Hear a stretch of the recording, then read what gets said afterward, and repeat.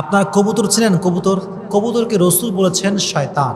আজকে আমরা কথা বলবো কবুতর নিয়ে। প্রিয় ভাইরা, কবুতর হচ্ছে এমন একটা পাখি, এমন একটা সুন্দর পাখি যেটাকে মানুষ ন্যাচারালি অনেক বেশি পছন্দ করে। একজন মানুষ, যে মানুষটা খুবই খাস্টা, খুবই খারাপ, কারোর সঙ্গে ভালো বিহেভ করে না, এই মানুষটাও এমন একটা ভাব কবুতর দেখলে করে যে কবুতর তার খুব পছন্দ। কবুতর আমরা এত পছন্দ করি, কিন্তু কবুতরকে রসুল বলেছেন শয়তান। রসুল বলেছে কি? শয়তান। আপনি অবাক হবেন, আরে কবুতর এত পছন্দের আমাদের পাখি, রসুল কবুতরকে শয়তান কেন বলেছেন? হাদিসে আছে রসুল বলেছেন কবুতর হচ্ছে শয়তান। এটার একটা ব্যাখ্যা আছে।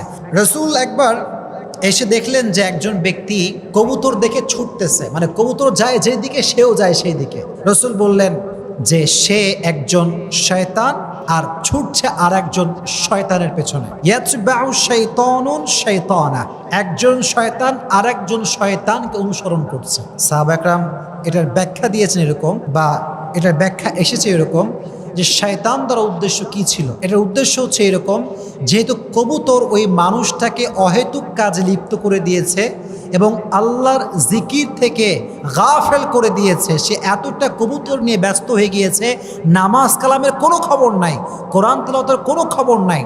তাই রাসূল বলছেন যে একজন শয়তান আর একজন শয়তানকে অনুসরণ করছে। দ্যাট মিনস এটা শয়তান দ্বারা উদ্দেশ্য ওই শয়তান না, বরং এটা হচ্ছে দুনিয়ার মোহে ব্যস্ত করে দিয়েছে, আখিরাত থেকে গাফেল করে দিয়েছে। এজন্য দেখবেন অনেক লোক আছে এরকম যে এত বেশি পাখি প্রেমিক যে পাখির প্রেমে পড়ে আব্বা আম্মার সঙ্গে কথা কয় না, নামাজ কালামও পড়ে না, খালি পাখি আর পাখি। এটা ঠিক না, সব কিছু একটা লিমিটেশন আছে। এখন কথা হচ্ছে কবুতর পোষা কতটুকু জায়েজ এবং কবুতর দিয়ে বিজনেস করা কতটুকু জায়েজ, এটি আজকে আমরা ছোট্ট ব্যাখ্যা দিয়ে জেনে নেব। পারা যাবে ইনশাআল্লাহ? আচ্ছা, আগে আমরা জানি যে কবুতর পোষা কতটুকু জায়েজ। প্রথমে বলছে এই কথা যে কবুতর পোষা এটা সম্পূর্ণরূপে জায়েজ এবং কবুতর দিয়ে বিজনেস করা হালাল ওয়েতে এটা জায়েজ। তবে কবুতর দিয়ে খেলাধুলা করা মাকরুহ। আর যদি কবুতর দিয়ে কেউ লটারি উড়ায়, মানে লটারি করে কবুতরের মাধ্যমে, তাহলে তার সাক্ষ্য গ্রহণ করা হবে না।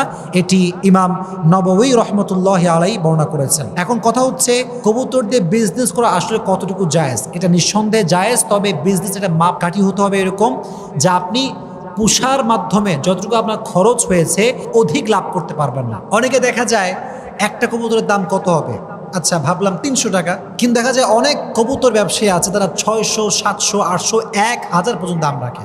এটা ঠিক না। প্রত্যেকটা বিজনেসের একটা মাপকাঠি আছে, একটা সীমারেখা আছে। অতিরিক্ত দাম রাখা জায়েজ হতে পারে। আল্লাহ তাআলা আমাদের সবাইকে বুঝে শুনে আমল করার তৌফিক দান করুক। সকলে পড়া আমিন।